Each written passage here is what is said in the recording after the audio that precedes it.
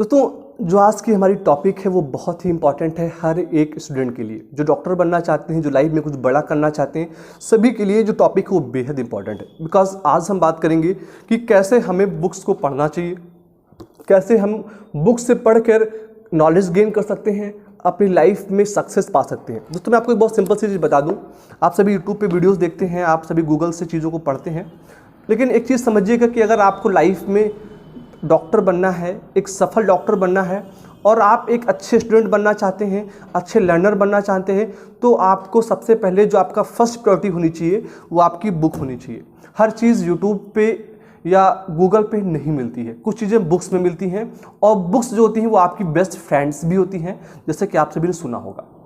तो इस बुक को पढ़ें उससे पहले कुछ एक सवाल बात कर लेते हैं। दोस्तों मेरे पास काफ़ी कमेंट्स आते हैं और शायद ये सवाल आपका भी हो कि सर हम टॉपिक को पढ़ते हैं तो भूल जाते हैं, सर हम किस टाइम पढ़ें, दिन में पढ़ें या रात में पढ़ें, सर हम कैसे पढ़ें, लिख कर पढ़ें या बोल कर पढ़ें।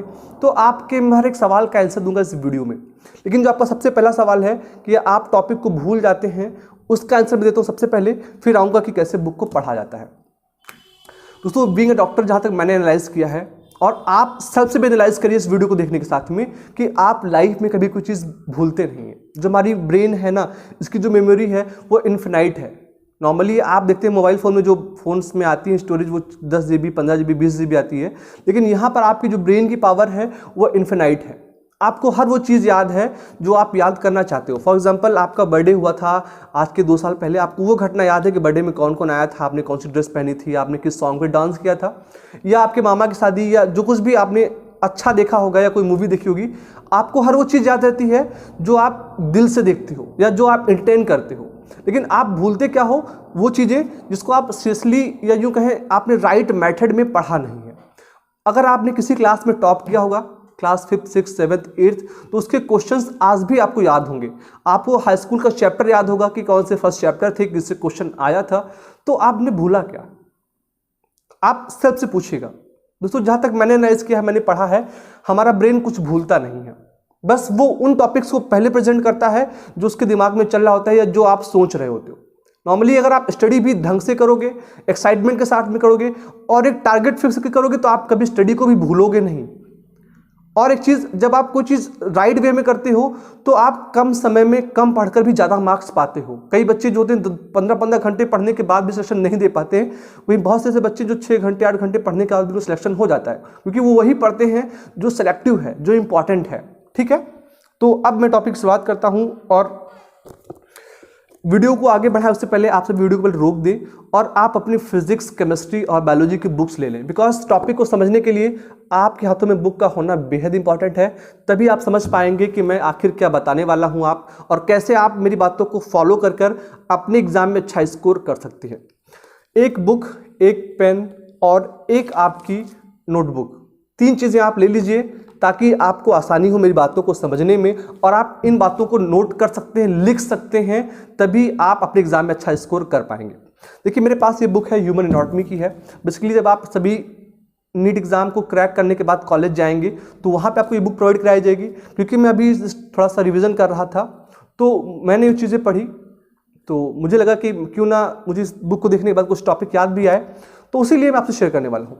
अब आप अपना फर्स्ट चैप्टर या जो कोई भी पेज खुल जाए उसको ओपन कर लीजिए, और आप देखिए जैसे मैंने पढ़ा है, मैं आपको दिखाता हूँ। ये मेरी पहली बुक है, फर्स्ट चैप्टर, और इसमें मैं आपको जूम कर दिखाता हूँ थोड़ा सा पास। आपको उल्टा दिख रहा होगा, है ना, लेकिन आपको एक चीज़ दिख रहा होगा जो लैंडमार्क दिख रहा होगा। जी हाँ, शायद आपको क्लियर दिखा हो। देखिए बेसिकली क्या था, इस बुक को जब हम पढ़ते थे, जब आप कॉलेज जाएंगे तो बर्डन ज़्यादा होता है। अभी तो आप 3 बुक पढ़ते हैं, वहाँ पे आपको 16-16 बुक्स पढ़नी होती हैं। इवन इस एनाटॉमी की भी आपको 4 बुक पढ़नी होती है, वॉल्यूम 1st 2nd 3rd, ठीक है ना। इसके अलावा हेड और एक 0 वॉल्यूम भी आती है। फिजियोलॉजी की, पैथोलॉजी की आपको बहुत सी बुक्स पढ़ती है। तो हम लोग क्या करते थे कि पेन से जितना कुछ पढ़ते थे उस पार्ट को जो है नीचे से हाईलाइट करते चलते थे, पेन से या पेंसिल जिसको भी चाहें। इससे होगा क्या कि आप जो चीज़ पढ़ेंगे ना वो बिल्कुल सीरियसली पढ़ेंगे, और आपका जो दिमाग है वो फुल कंसंट्रेट होगा आपके पेन के टिप पे। और जब आप टॉपिक को पढ़ते हुए चलेंगे, आवाज़ करते चलेंगे, जैसे कि मैं आपको पढ़ रहा हूँ एक लाइन, है ना, पहले चैप्टर से ले लेते हैं, ठीक है। Bones of head and neck include somatic bones, the skull, क्योंकि ये जो स्टार्ट है वो हेड, नेक्स और स्कल से स्टार्ट है, तो बेसिकली वहीं से है। तो ऐसे जब आप कोई चीज़ पढ़ेंगे तो वो होगा क्या कि आपका जो मेन हेड पॉइंट है, जो इंपॉर्टेंट पॉइंट है, वो आप पढ़ते चलेंगे, और जब आप लाइन करते चलेंगे तो आपने जहाँ तक पढ़ा है जो इंपॉर्टेंट वर्ड्स हैं वो आपको दिखते रहेंगे। अब जो यहाँ पे इंपॉर्टेंट लगे उसको आप अपनी नोटबुक में लिख लें। जो कुछ भी आपने बुक से पढ़ा इंपॉर्टेंट लगा उसको एक लाइन का सिंगल पॉइंट में लिख लें। ऐसे टॉपिक बाय टॉपिक आप चीज़ों को हाईलाइट करते चलेंगे और इंपॉर्टेंट की फैक्ट्स को, की पॉइंट्स को लिखते चलेंगे। इससे होगा क्या कि आपका पूरा बुक भी कंप्लीट हो जाएगा, आप बुक के इंपॉर्टेंट पॉइंट्स को सिलेक्ट भी कर लोगे और आपको जो बिना रुके बिना थके आपका रिविजन भी हो जाएगा। अब आपने बुक से पढ़ा, टॉपिक को लाउडली बोल कर पढ़ा, तो आपका ब्रेन देखो देख भी रहा है, चीज़ों को मार्क भी कर रहा है और बोल भी रहा है, तो ज़्यादा प्रेशर जाएगा। और जब किसी चीज़ को आप बार बार रिपीट करते हो तो वो चीज़ें हमेशा आपको याद रहती हैं। जैसे कि किसी ने बहुत सिंपली कहा है कि प्रैक्टिस करने से आप परफेक्ट बनते हो, तो वैसे ही आप पढ़ने स्टार्टिंग से ही 3 चीज़ें स्टेप कर रहे हो, फिर जब रिवीजन करोगे तो फिर वही प्रोसेस हो जाएगा, और जब आप एक चीज़ को 2 या 3 बार रिपीट करोगे तो आप समझिए कि आप कितनी बेहतर तरीके से टॉपिक को समझ सकते हैं। और फिर आप लिख भी रहे हो, एक सेल्फ की नोट्स भी बना रहे हो, तो अब आपको कौन सिलेक्शन देने से रोक पाएगा। बहुत सिंपल सी बात मैंने आपको बताई, फिर से समझिएगा बहुत सिंपल लैंग्वेज में। पेन से नोटबुक को एक एक लाइन को, देखिए एनसीईआरटी की एक एक लाइन बेहद इंपॉर्टेंट है, आपसे एक भी पैराग्राफ स्किप नहीं होना चाहिए, ठीक है। तो उसको आप पढ़िए और एक एक करके उसको लिखते चलिए, मतलब नीचे हाईलाइट करते रहिए, ठीक है ना। जो इंपॉर्टेंट लगे उसको आप लिख ले अपनी कॉपी में। एक ऐसा रास्ता है ये, इसको फॉलो कर कर आप अपने एग्जाम में अच्छा स्कोर कर सकते हैं, डॉक्टर बन सकते हैं।